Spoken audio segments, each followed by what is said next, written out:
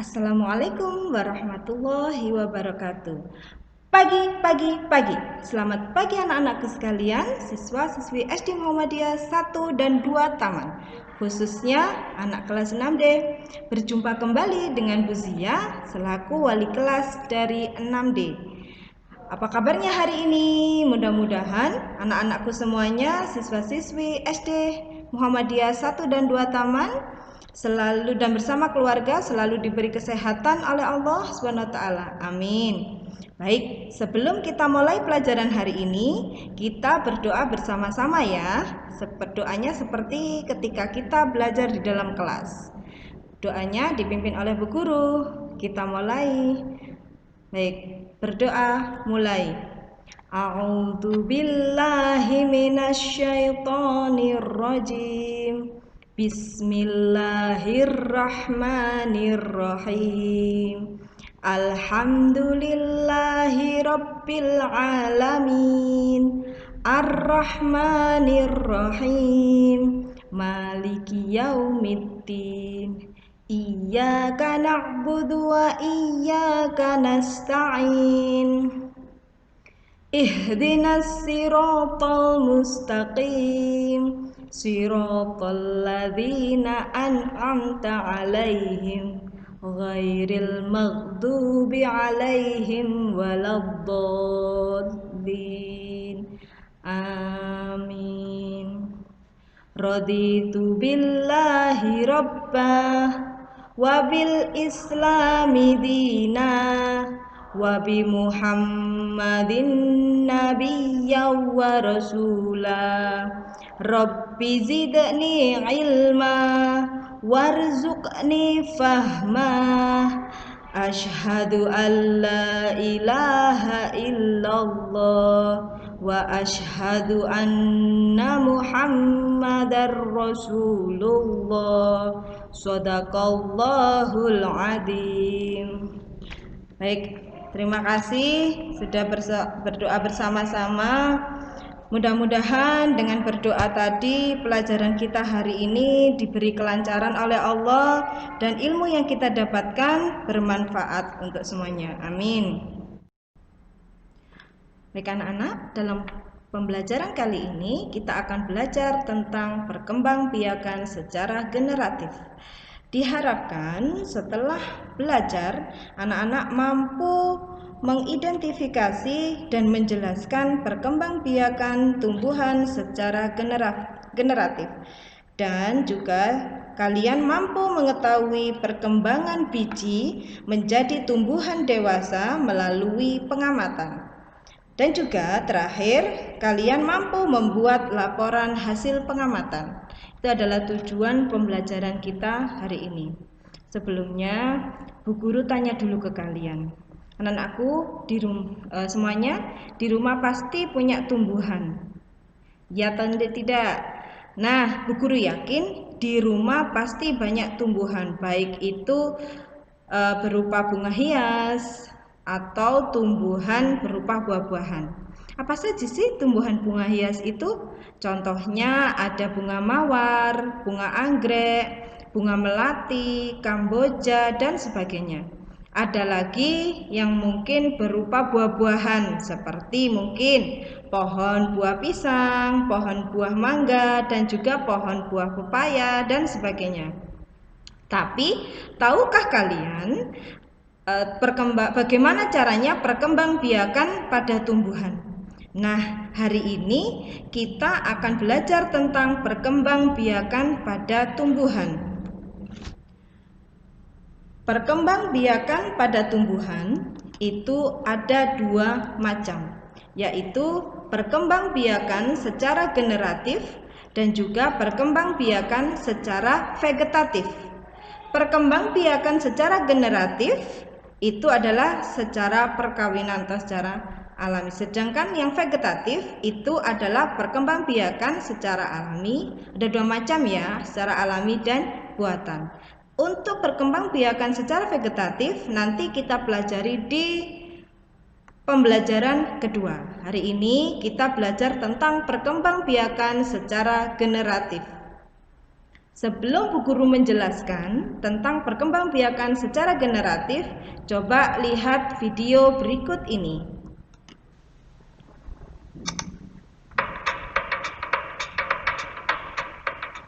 Perkembangbiakan tumbuhan secara generatif. Teman-teman Smart Point, ayo kita cari tahu tentang perkembangbiakan tumbuhan secara generatif. Perkembangbiakan generatif atau secara kawin dilakukan melalui proses penyerbukan dan pembuahan. Penyerbukan adalah peristiwa jatuhnya serbuk sari ke kepala putik. Setelah terjadi penyerbukan, bulu serbuk sari menuju ruang bakal biji. Di ruang bakal biji terjadi pembuahan, yaitu peleburan serbuk sari dengan kepala putik. Hasil pembuahan dinamakan zigot. Zigot berkembang menjadi biji dan bakal buah, kemudian bakal buah menjadi daging dan buah. Contoh tumbuhan yang berkembang biak secara generatif adalah mangga, jambu, rambutan, kedelai, jagung, dan padi. Nah, itu adalah perkembangbiakan tumbuhan secara generatif. Sampai jumpa.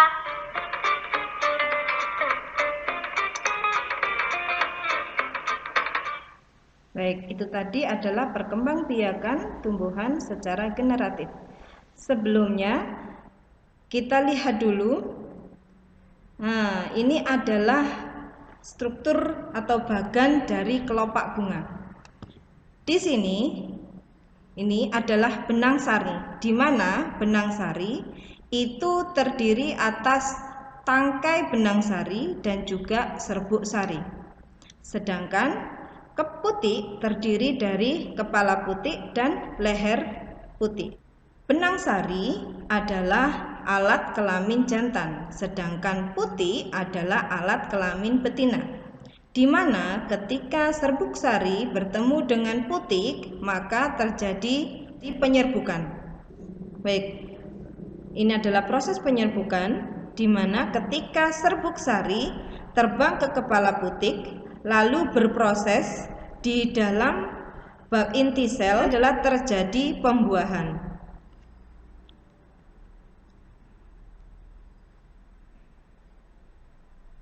Apa saja faktor yang mempengaruhi penyerbukan?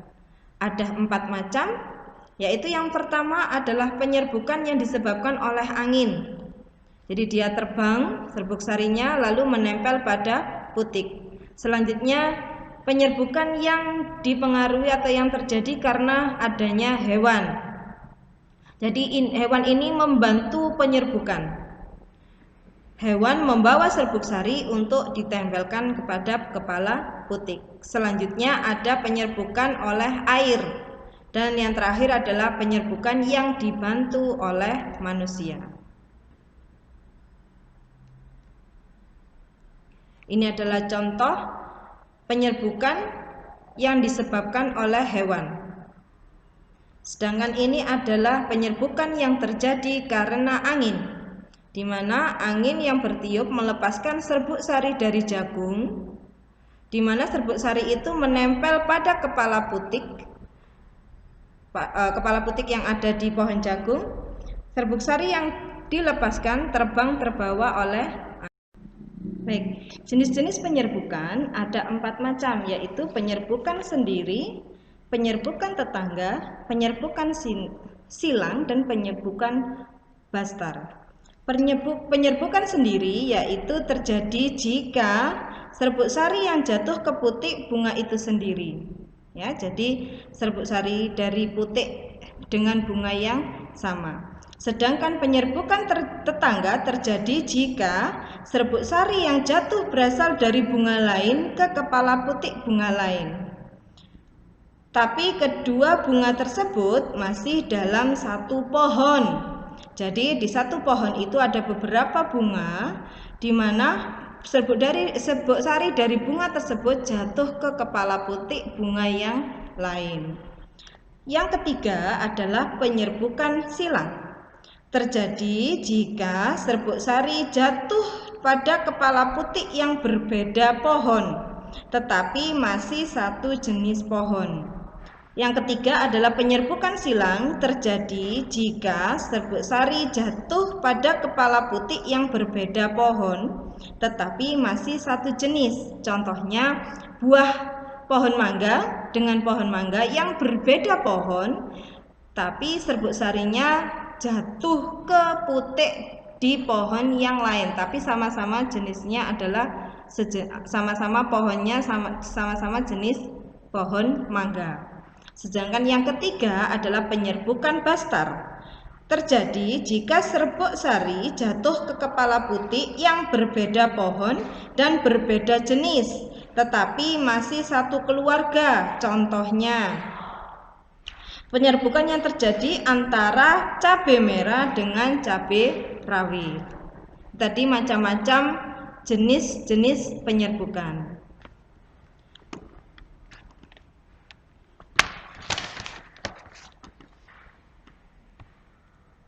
Tentang perkembangbiakan tumbuhan secara generatif, ini adalah kesimpulannya, di mana setelah mengalami penyerbukan, serbuk sari akan masuk ke dalam bakal biji. Di dalamnya terdapat inti biji sel kelamin betina. Setelah serbuk sari masuk ke dalam bakal biji, sel spermatozoid akan meleburkan diri pada telur dan kemudian akan terjadi pembuahan. Tetapi perkembangbiakan tumbuhan secara generatif itu ada kelebihan dan kekurangannya. Baik, kelebihan perkembangbiakan tumbuhan secara generatif yaitu yang pertama, tumbuhan yang dihasilkan memiliki sistem perakaran yang kuat. Biaya perkembangbiakannya juga lebih murah. Umur tumbuhan lebih lama. Juga didapatkan hasil varietas tumbuhan yang unggul. Sedangkan kelemahan dari perkembangbiakan generatif yaitu tumbuhan baru yang dihasilkan belum tentu memiliki sifat yang sama dengan induknya. Varietas baru yang muncul belum tentu lebih baik dari induknya. Waktu berbuahnya pun lebih lama. Kualitas tumbuhan baru dapat diketahui setelah tumbuhan berbuah. Hari ini kita sudah belajar tentang perkembangbiakan tumbuhan secara generatif, di mana semua pelajaran ini ada di buku paket kalian halaman 1 sampai halaman 5. Nah, silakan sekarang dibaca dulu buku paketnya. Tema 1, pembelajaran 1, halaman 1 sampai 5. Jangan lupa sambil dikerjakan untuk soal yang ada di halaman 4 dan halaman 5.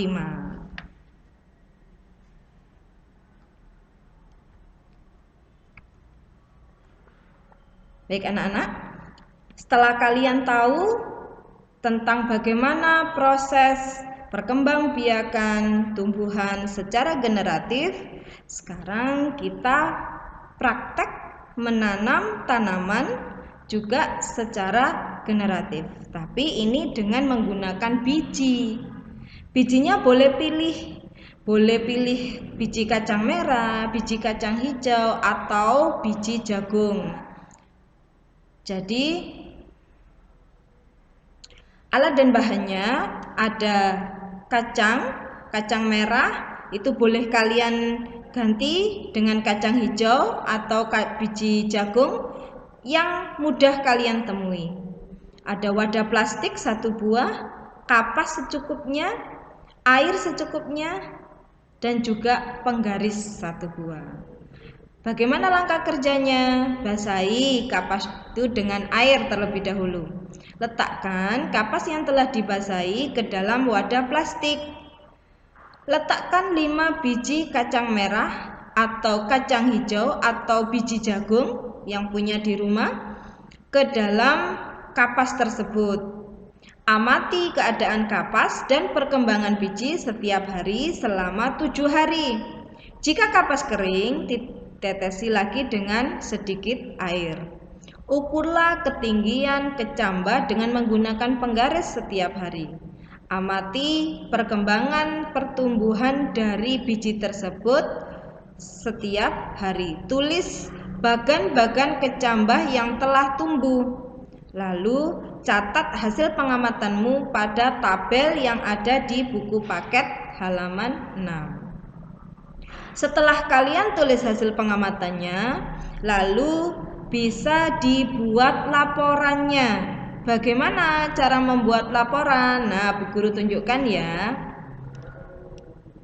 Ini adalah contoh dari laporan pengamatan, di mana laporan pengamatan itu harus ada judul pengamatan, tujuan pengamatan, hari dan tanggal pengamatan, alat dan bahan pengamatan, langkah kerja, dan juga hasil pengamatan. Ini adalah contoh laporan pengamatan. Nanti bisa kalian ganti tujuannya, bisa kalian ganti dengan judul kegiatan mengamati pertumbuhan biji kacang hijau, kan, dengan alat yang bahan yang sudah kalian siapkan.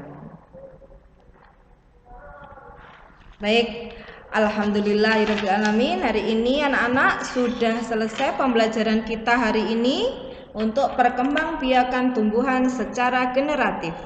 Terima kasih. Jangan lupa untuk selalu beribadah, sholat 5 waktu, dan juga ibadah sunnah lainnya. Bu Guru akhiri untuk pembelajaran hari ini. Wassalamualaikum warahmatullahi wabarakatuh.